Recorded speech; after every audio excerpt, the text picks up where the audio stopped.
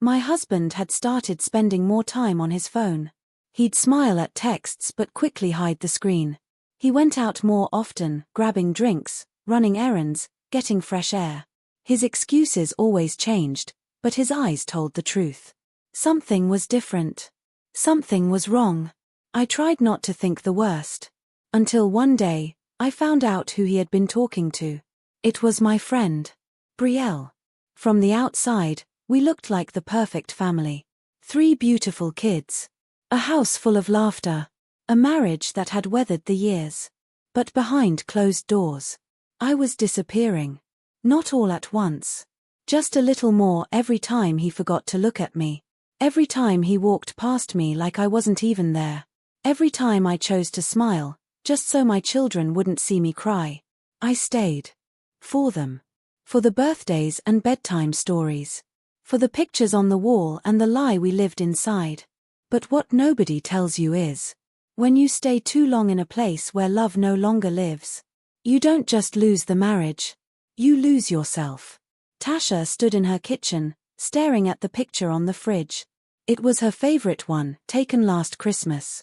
She and her husband, Eric, were sitting on the couch with their 3 kids in matching red pajamas. Everyone was smiling. But that smile. It felt like a memory now. A happy moment trapped inside a photo.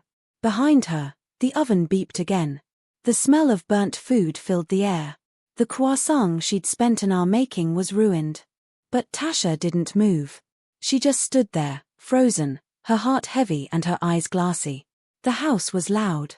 Leo, their toddler, cried from the living room. Carter was yelling at his video game. Emily had slammed her door upstairs.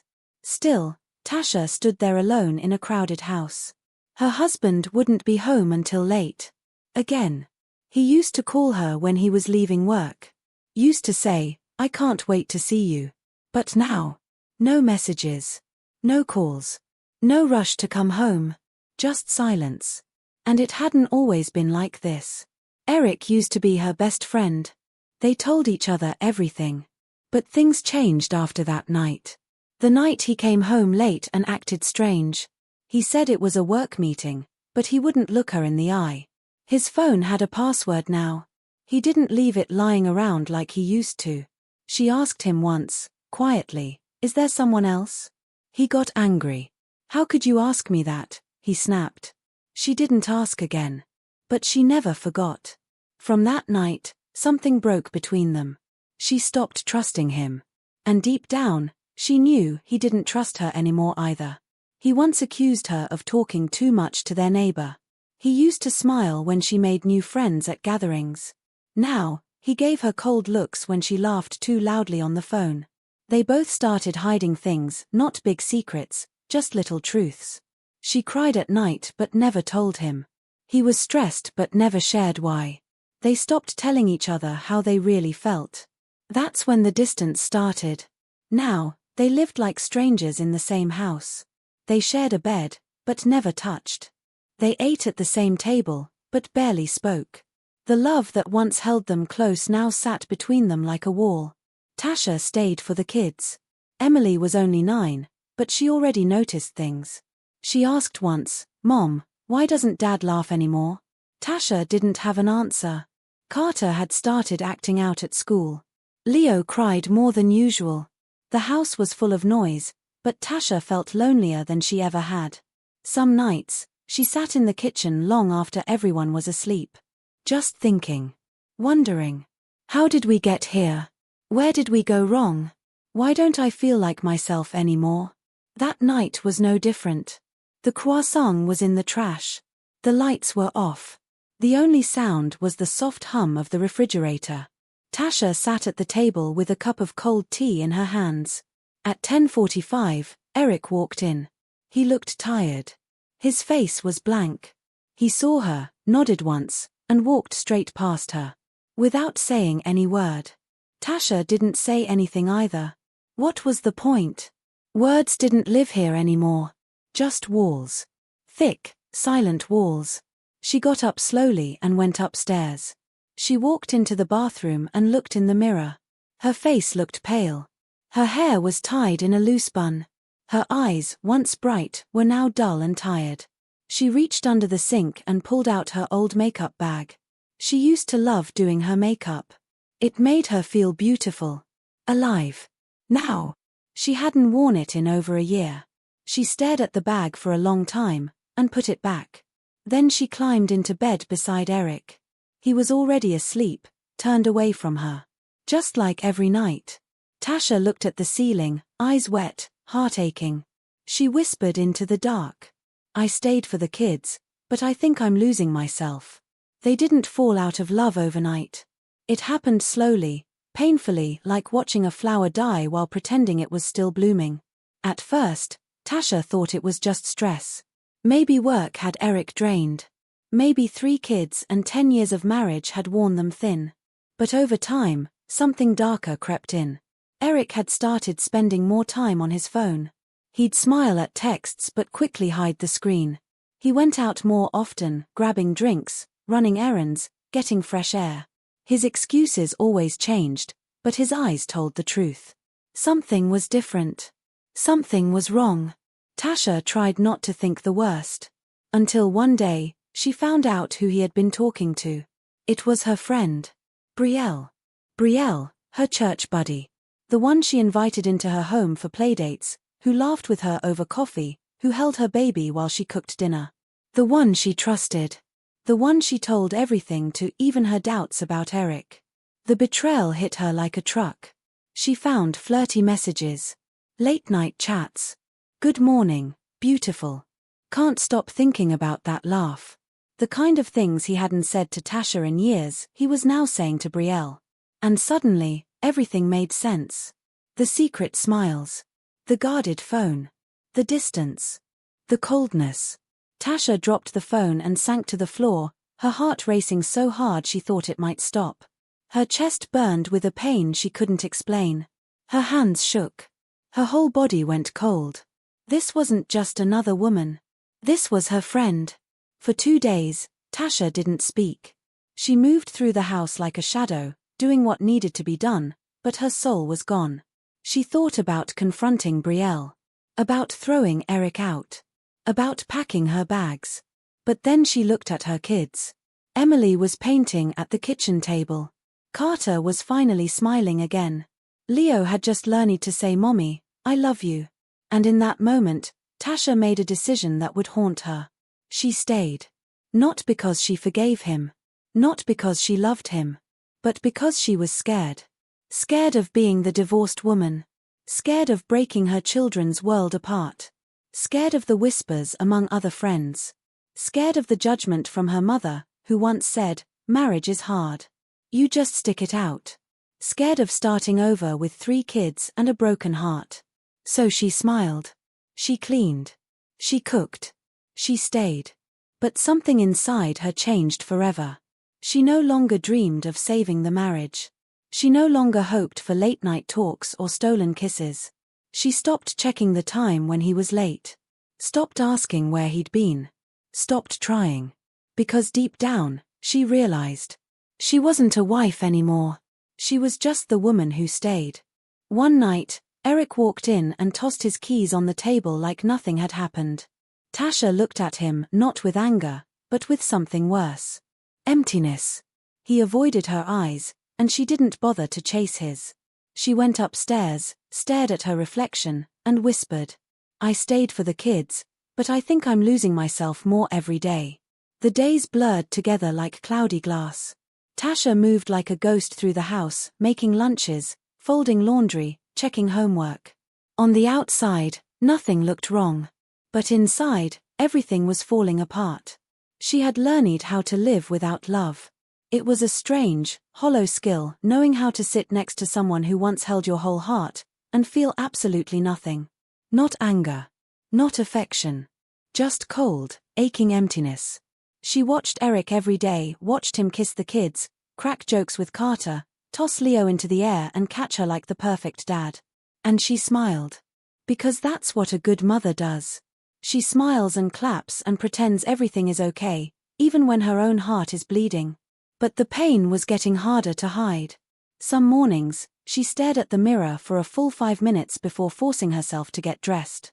At night, she lay in bed wondering how many women were living the same nightmare, married, but no love. Still, she stayed. Because she told herself the kids needed both parents under one roof. Because she feared being the reason their home fell apart. Because she believed love could be sacrificed if stability was given in return.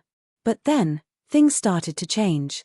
Emily had always been sensitive. But lately, her daughter's drawings showed broken hearts and stick figures standing far apart. One day, Tasha found a note folded in Emily's backpack. It read, "I don't like when Mommy looks sad all the time. I wish Daddy would smile at her more." Tasha sat on the floor and cried. Carter, once full of energy, had started to shut down. He no longer asked to play outside. He barely spoke during dinner. One night, she overheard him telling Emily, "Mom and Dad don't love each other. They're just pretending." And Leo, sweet, innocent Leo, clung to her like a vine, wrapping tiny arms around Tasha's neck whenever she tried to stand up or leave the room. It hit her like a slap in the face. Her children weren't just witnessing her pain. They were living in it. The quiet fights. The cold shoulders. The silence between two people who used to laugh in the kitchen and slow dance in the hallway. Her kids were watching love die, and thinking it was normal. And that broke her more than Eric ever could. One evening, Tasha sat on the front porch alone, the sun setting behind the trees. She held a cup of tea she didn't drink and stared out at the street with empty eyes. She thought about her mother, how she once said, "You stay for your family. You don't give up just because things get hard." But this wasn't hard. This was empty. Her marriage was a cold room with no windows. No warmth. No life. Just silence and duty. And that night, for the first time, she asked herself something she never had before.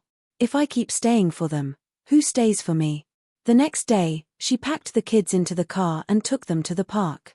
The sun was warm, and laughter echoed around them. For a moment, she saw light in their faces again. She watched them run barefoot in the grass, hair wild and eyes bright. And something in her heart cracked wide open. She whispered under her breath, "They don't just deserve a family. They deserve a happy one." She had been so focused on keeping them under one roof, she forgot what that roof looked like. It had cracks. Darkness. Cold corners. Quiet sadness. Her children needed safety, yes. But more than that, they needed truth. They needed to see what self-respect looked like. What real love looked like. What healing looked like. And maybe, just maybe, that started with her. That night, Tasha didn't wait for Eric to come home. She put the kids to bed, tucked the note from Emily into her journal, and stood in front of the mirror once again. But this time, she didn't see a ghost. She saw a mother. A fighter.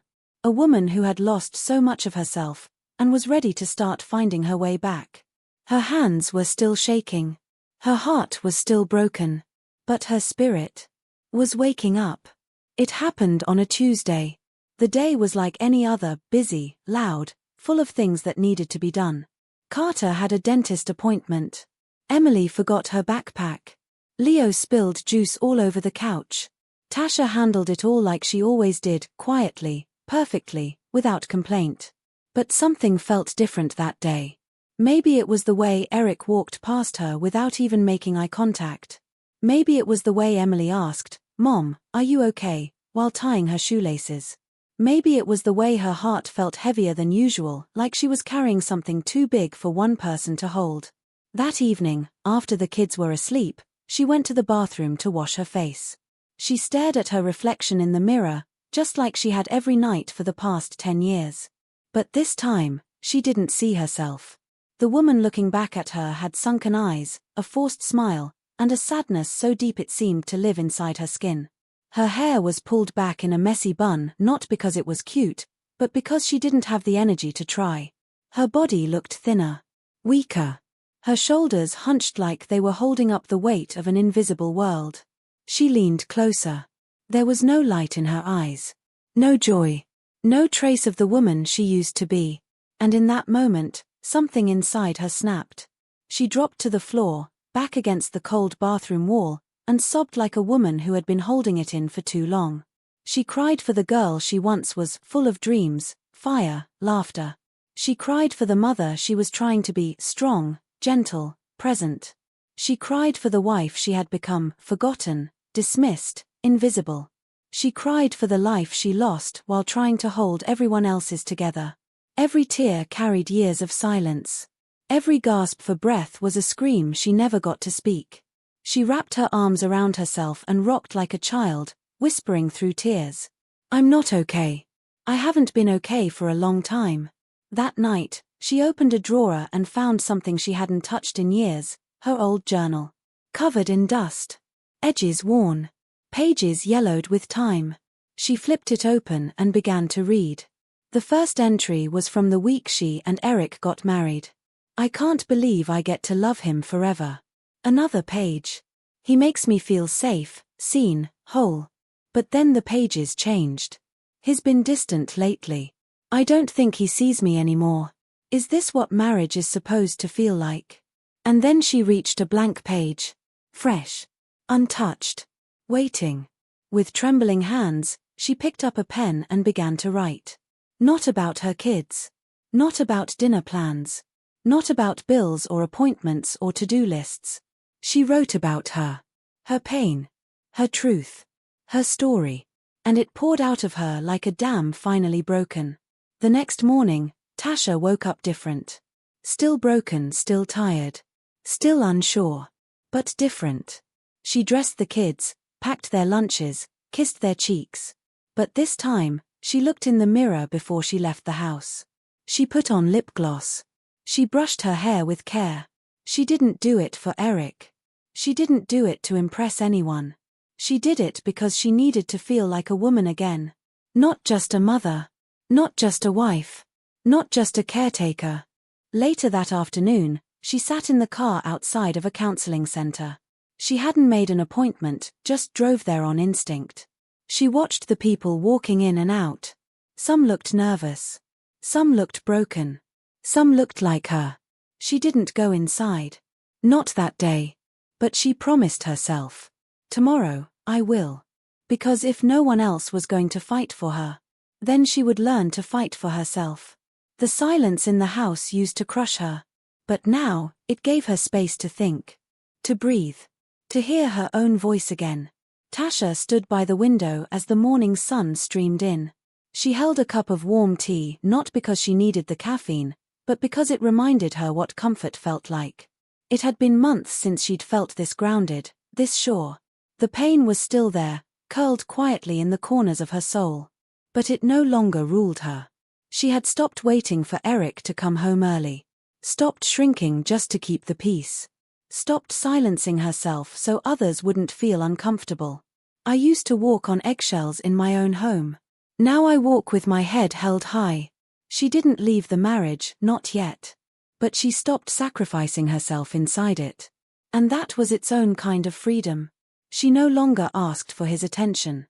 She no longer begged for conversation. She no longer waited for him to notice her pain.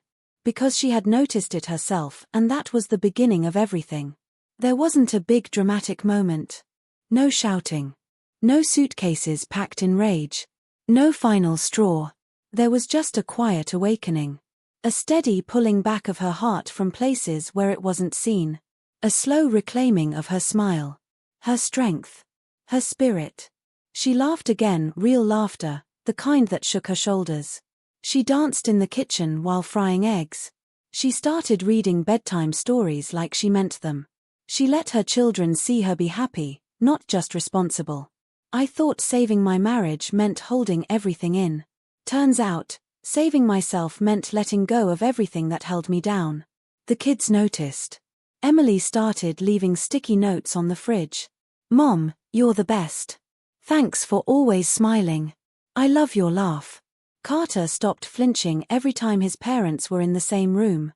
Leo started sleeping through the night again. Tasha realized something she had been too afraid to believe before. Children don't need a perfect home. They need a parent who chooses peace over pretending.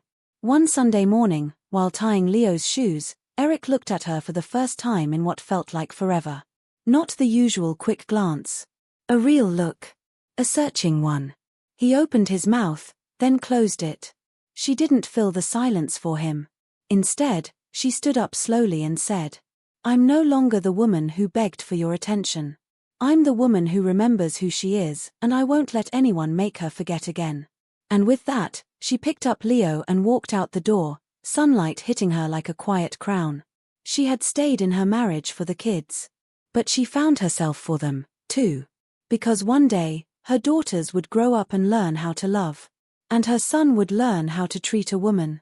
And she wanted them to remember their mother not as a woman who broke in silence, but as a woman who rose quietly with fire in her bones. Kindly drop an advice for Tasha what she would have done better.